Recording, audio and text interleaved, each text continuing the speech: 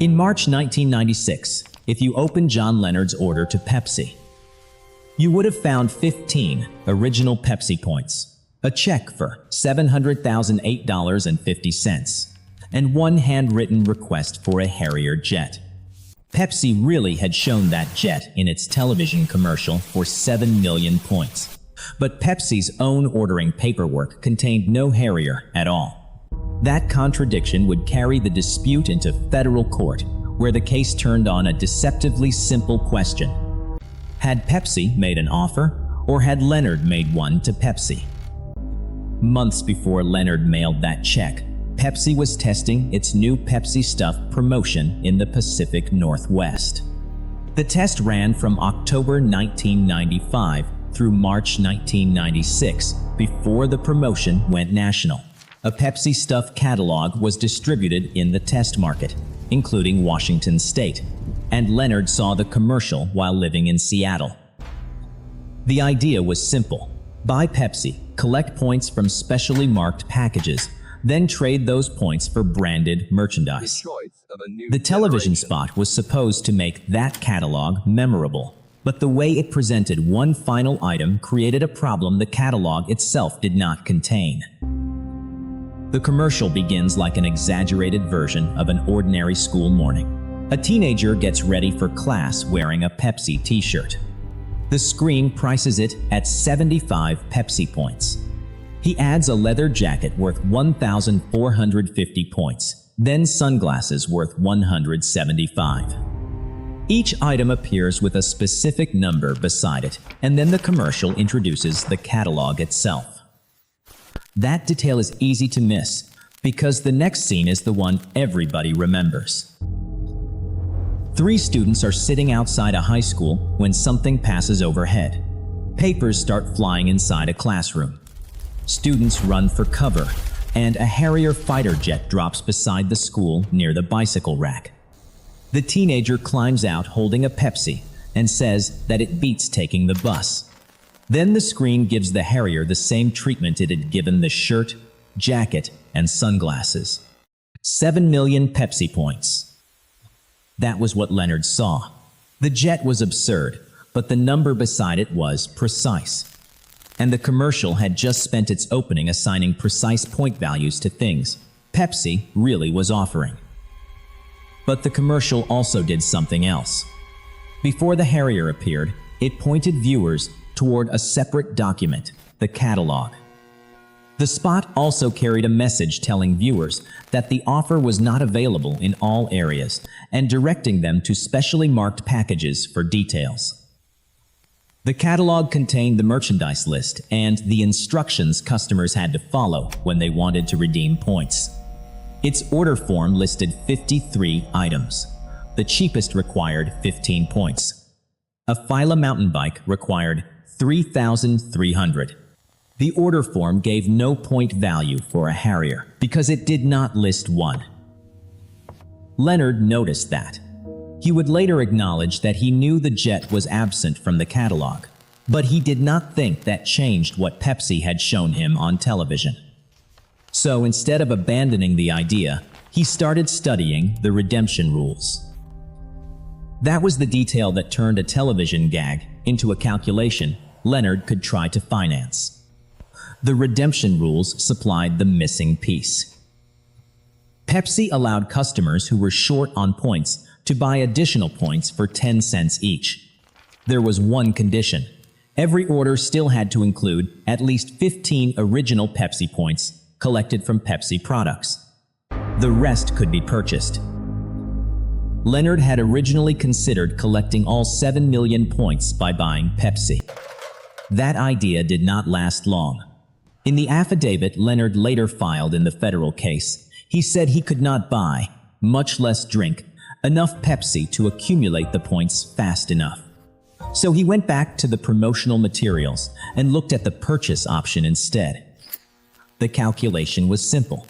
The commercial showed a requirement of 7 million points, and the rules required 15 of them to be original. That left 6,999,985 points that could be purchased.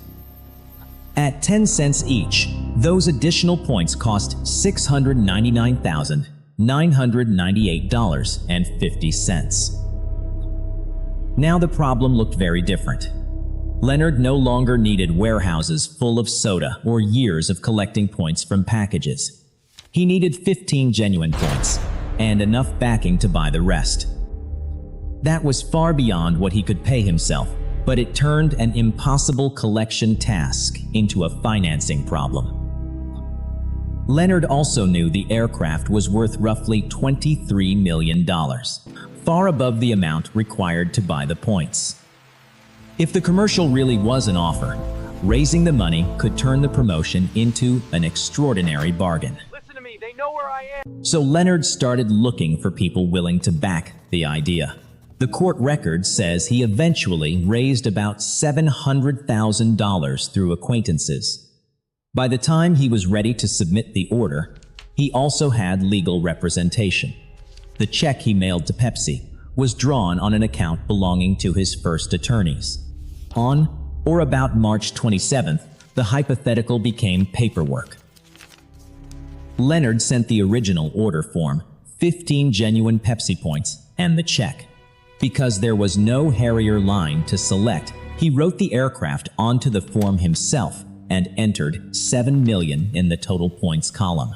His accompanying letter made the purpose of the money explicit. He wanted the new Harrier shown in the Pepsi Stuff commercial. The calculation had gotten him all the way to Pepsi's door, but the next exchange showed that the two sides disagreed about what the promotion had legally promised. Pepsi did not cash the check. On or about May 7, 1996, the fulfillment company handling the Pepsi Stuff promotion sent Leonard's submission back. Its explanation was straightforward. The Harrier was not part of the Pepsi Stuff collection. It was not listed in the catalog or on the order form, and only merchandise from those materials could be redeemed through the program. Pepsi described the jet in the television commercial as a joke meant to make the advertisement entertaining. Along with the returned check, Leonard was sent coupons for free Pepsi products. The disagreement was now explicit. Pepsi treated the catalog as the controlling ordering document and the television spot as promotion for it. Leonard saw the promotion differently. Pepsi had placed a precise price of 7 million points beside the Harrier, just as it had placed prices beside merchandise it really intended to give away. He had followed the point purchasing rules, supplied the required original points, and sent enough money to cover the rest. From his side, the missing catalog entry did not erase what Pepsi had shown on television. His attorneys answered Pepsi about a week later. On or about May 14th, they told the company that its rejection was unacceptable. They said they had reviewed the commercial and believed it clearly presented the Harrier at the advertised point total. More importantly, the letter stopped treating the dispute like a strange customer service complaint. Leonard's lawyers formally demanded that Pepsi arrange to transfer the aircraft, and they gave the company 10 business days to respond before legal action followed. The disagreement then reached BBDO New York, the advertising agency responsible for the commercial. On May 30th, BBDO Vice President Raymond McGovern wrote back. His position was even more direct than Pepsi's. The jet was a joke, and he did not believe a reasonable person could watch the commercial and conclude that Pepsi was genuinely offering a military aircraft as promotional merchandise. The phrase reasonable person mattered because BBDO had introduced an objective test into the dispute. From that point on, the fight increasingly depended on how an ordinary viewer would understand the ad in context. Leonard did not drop the demand. On or about June 17th, he sent Pepsi another letter pressing the same position. By then, both sides knew the disagreement was not going to disappear because someone explained the joke again. And Pepsi did something that makes the usual telling of this story slightly misleading. Leonard had threatened to sue the company. But on July 18th, before the dispute over the Harrier had been decided anywhere, Pepsi went to federal court in New York and sued first. It asked a judge to declare that the company had no obligation to provide Leonard with the aircraft. The dispute had become a federal case, but the first major fight concerned where the case belonged. Pepsi's New York action did not seek the price of the aircraft from Leonard. It asked for a declaration that the commercial created no obligation to provide one. Leonard answered by filing his own lawsuit on August 6th. But he did not file it in Washington, where he lived, or in New York, where Pepsi had brought its case. He filed in Florida State Court. That created a second fight before anyone could even reach the question of whether the jet was really for sale. The Florida complaint alleged that the commercial had been shown there, but Leonard had not seen it in Florida. Judge James Lawrence King later found that the case had no meaningful relationship to the forum. The New York opinion records the only connection as Leonard's lawyer being located in the Southern District of Florida. By September, the Florida case had been removed to federal court. 2 months later, Judge James Lawrence King looked at where the parties lived, where the disputed transaction had happened, and where the relevant events had taken place. His conclusion was unusually plain for a procedural ruling. Florida had no meaningful relationship to the controversy. The case was transferred to New York on December 2, 1996, where Pepsi's own action was already pending. You might expect the court to reach the Harrier question at that point, but the parties still had a jurisdiction fight ahead of them. Leonard challenged whether the New York court had personal jurisdiction over him in Pepsi's original case. On November 24, 1997, Judge Kimba Wood agreed and dismissed that action. Leonard also asked to voluntarily dismiss the lawsuit that had started in Florida. Judge Wood allowed Leonard to dismiss that case, but only on the condition that he compensate Pepsi for some of the costs of litigating in Florida. On October 1, 1998, the court set the amount at $88,162. Leonard did not pay it. Instead, he tried to appeal both the dismissal and the fee requirement. That created another round of procedural fighting, and by January 1999, Judge Wood gave him a choice. He could pay the required amount and keep the voluntary dismissal, or he could abandon the dismissal and continue litigating the Harrier case in New York. Leonard chose the jet case. The earlier appeals were dismissed. Leonard accepted the New York court's jurisdiction, and Pepsi agreed not to enforce the $88,000 fee award. Almost 3 years after the first check had been mailed, the procedural detour was finally over. And nothing had yet been decided about the commercial itself. Pepsi now asked Judge Wood for summary judgment. In plain terms, the company was arguing that even if the basic facts Leonard described were accepted, the law still gave him no contract and therefore no right to a Harrier. That put the case back on the contract question. Leonard believed the commercial had offered a jet and that his submission accepted the offer. Pepsi said the commercial had only invited customers to order merchandise listed in the catalog. Who, legally speaking, had actually made the offer? The answer sounds technical until you see what it does to Leonard's entire case. Leonard's argument began with the commercial. Pepsi had shown real merchandise with specific point values, and then it had shown a Harrier with another specific point value. From his perspective, 7 million points looked like a price.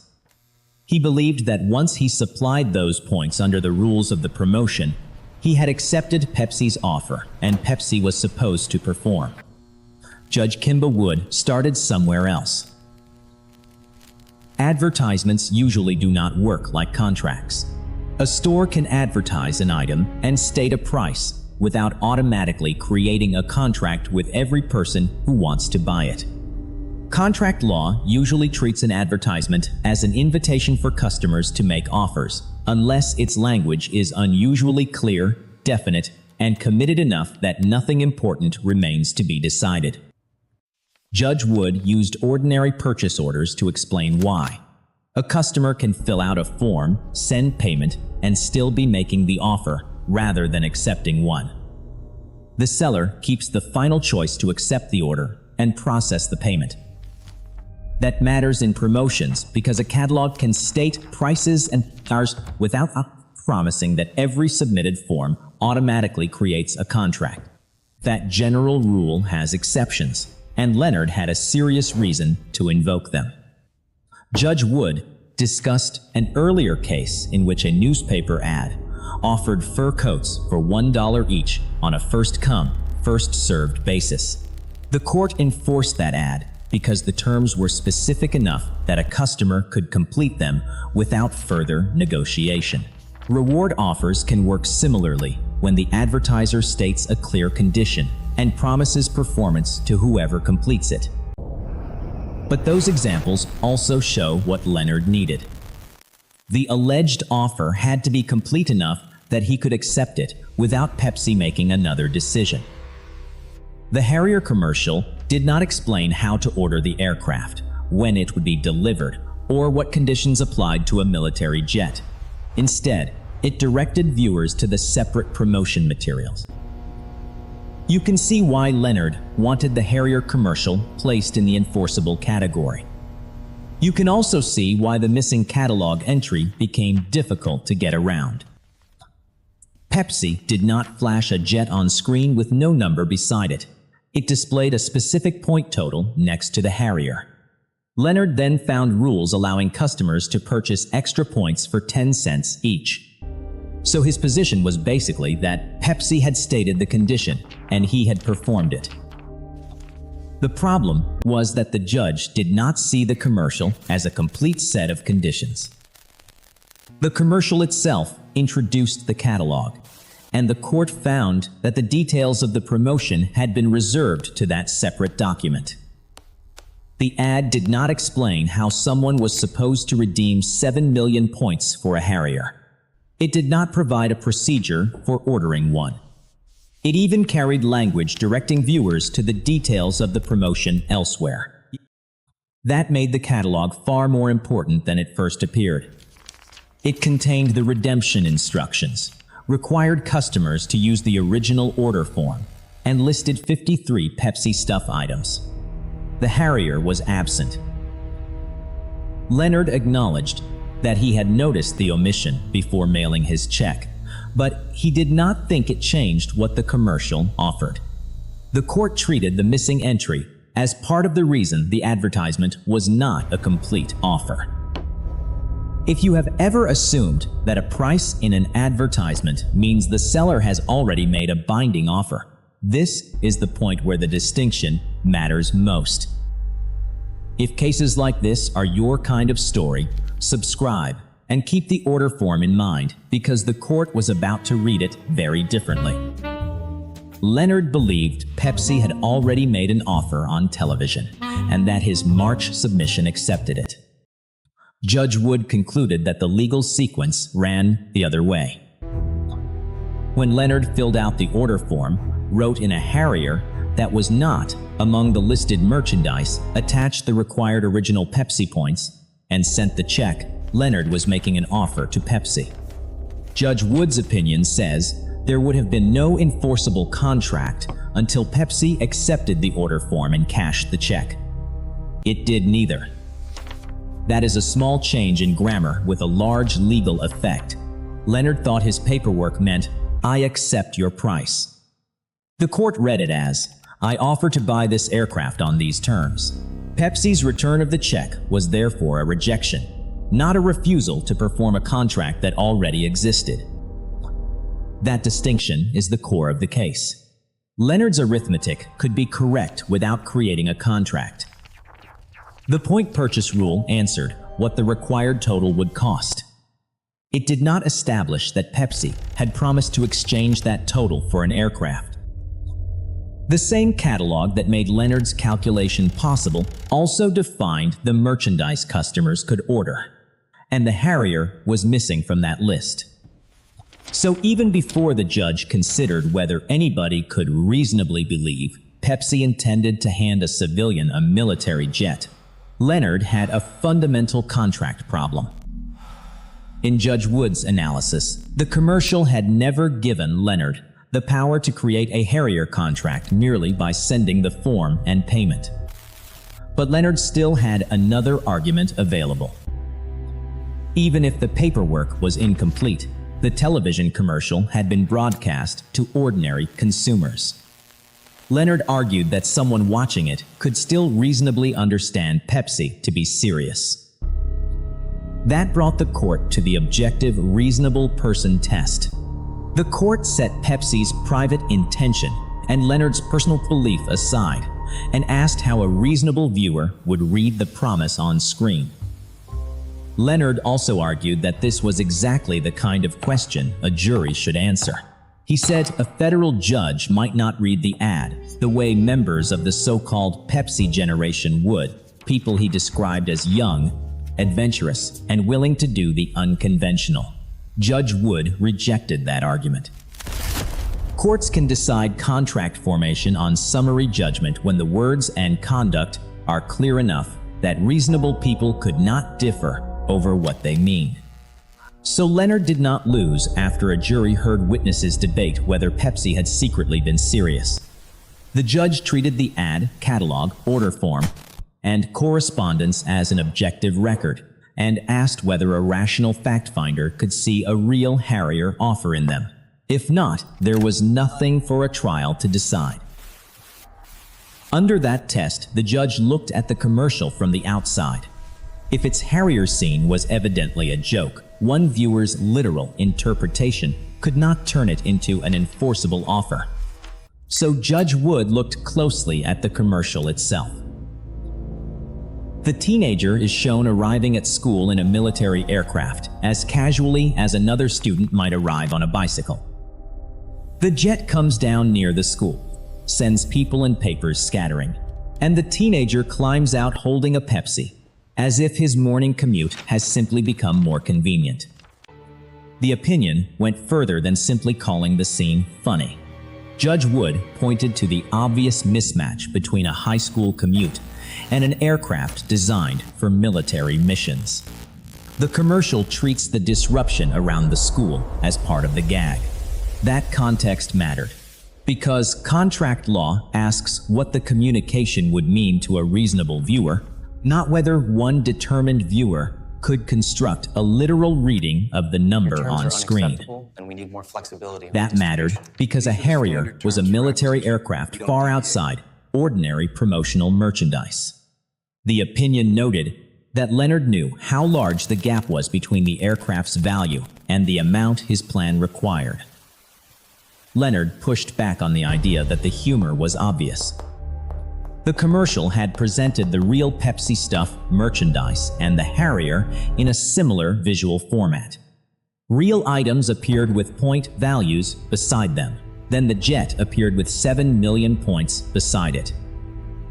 Leonard also argued that Pepsi's public materials promoting Pepsi stuff did not announce that one particular reward was supposed to be treated differently because it was a joke. That was not enough for the court.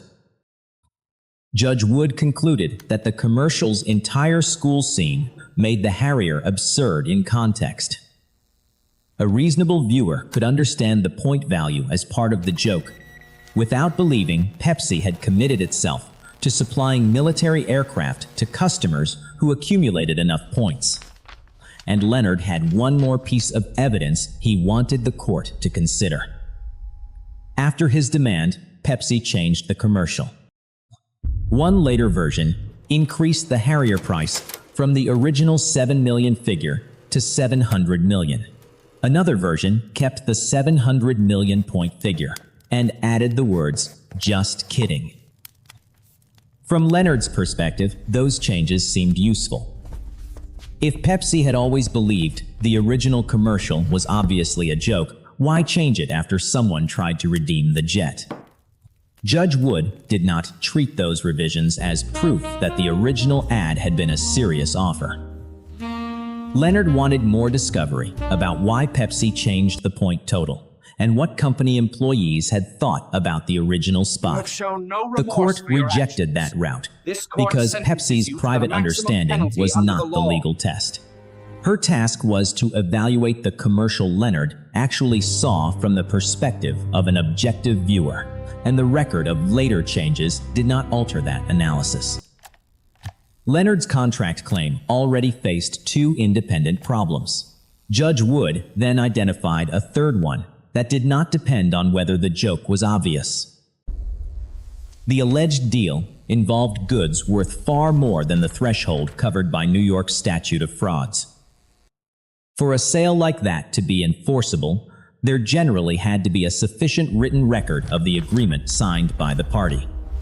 Leonard wanted to hold responsible.